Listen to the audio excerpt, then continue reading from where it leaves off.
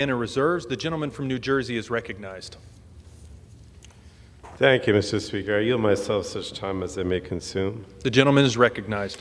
I rise today in strong opposition to H.R. 497, a bill I consider reckless and that endangers the health and well-being of Americans. With this legislation, House Republicans are putting politics over science. The legislation would eliminate the COVID-19 vaccine requirement for healthcare workers. It ignores the fact that vaccination of healthcare workers saves lives and protects the most vulnerable. The bill has had no hearings, no markups, no opportunity to examine its impact on our healthcare system. It's what we call regular order, but I'm not saying that this should have had hearings and markups in committee just for regular order. I believe that if Republicans had taken the time to solicit input on this bill, they would have heard from healthcare leaders that H.R. 497 will jeopardize the health and safety of providers, patients, and their families. That's why we have committee hearings. That's why we have committee markups, to hear and get input from our constituents. Now, COVID-19 vaccines are safe and effective, and they have been essential to saving lives, rebuilding our economy, and protecting the health of our communities. More than 668 million COVID-19 vaccine doses have been administered here in the United States, which has resulted in 120 million fewer COVID-19 infections, 18.5 million fewer hospitalizations, and 3.2 million lives saved. These vaccines are especially vital to protecting the most vulnerable in our communities, including seniors, people with disabilities, and people living in nursing homes.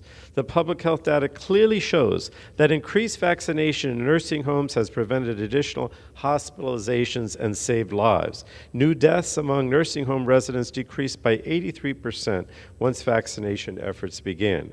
Now, we also know that vaccination of healthcare providers has protected our healthcare workforce and saved lives by ensuring that patients can receive safe and essentially timely care.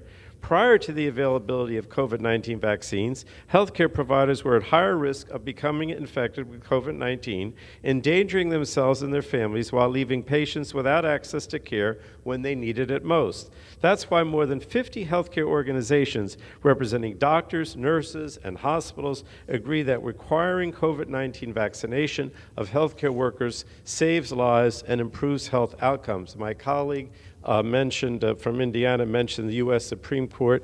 They actually upheld the vaccine mandate for healthcare workers. So, Mr. Speaker, vaccine mandates are also not new. Healthcare workers are often required to receive vaccinations for a variety of infectious diseases. Many states have requirements that healthcare workers be vaccinated against communicable diseases like hepatitis, flu, and measles, mumps, or rubella. Why wouldn't we want the same requirements to prevent the continued spread of COVID-19, especially amongst our most vulnerable?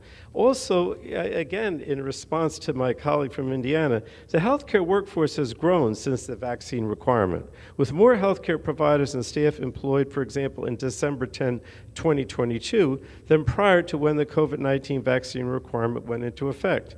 And as of December 2022, employment in the healthcare sector was 1.2% higher than the previous peak of February 2020. Data show requiring COVID-19 vaccination of healthcare workers did not contribute to worsening of staffing shortages in nursing homes. Nursing homes were experiencing staffing shortages prior to COVID-19, and staffing levels remained stable after the COVID-19 vaccine requirement went into effect. But I have to say, I was most disappointed yesterday. Yesterday, I was at the Rules Committee last evening, where some of my Republican colleagues chose to ignore the broad-based scientific and medical consensus that the COVID-19 vaccine is safe and effective at reducing deaths and hospitalizations. Instead, some of my Republican colleagues chose to spend their time entertaining fringe theories about vaccine side effects and propagating vaccine myths, despite the fact that millions of Americans have received the COVID-19 vaccine safely and with no effect on their health.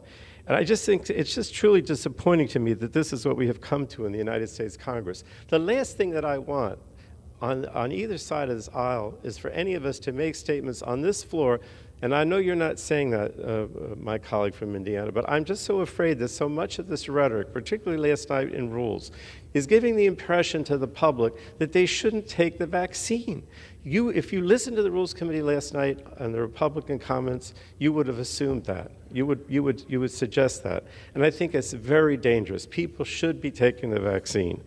Now, this legislation, finally, I want to say, is also a distraction from Republicans' true agenda on health care, which they are continuing to work on behind closed doors, and that is to cut health care and retirement for millions of Americans. Republicans have repeatedly pledged that they will refuse to raise the debt limit unless they can cut Social Security, Medicare, Medicaid, and other vital programs. And they're so determined to cut Americans' health care that they're willing to recklessly risk defaulting on the national debt and wreaking havoc on the economy in order to do so. If successful, their actions will result in millions of Americans losing benefits and life-saving protections, including seniors, children with complex medical needs, people with disabilities, and pregnant and postpartum women. This is unconscionable, and I want to underscore that Democrats will not fall for this manufactured crisis, and we will not, under any circumstances, agree to cut these vital programs. I hope I'm wrong. I hope I don't see the other side moving towards these types of cuts, but they're unacceptable to us. So I would just say Democrats are committed to putting families first. We'll continue to follow the science to fight COVID-19. We'll build on the success of the most productive Democratic Congress in modern history and fight to ensure that Americans have access to affordable and quality health care, further lower health care and prescription drug costs, and support our health care workforce. This legislation is dangerous, and I strongly urge my colleagues to oppose it, and with that, I reserve the balance of my time.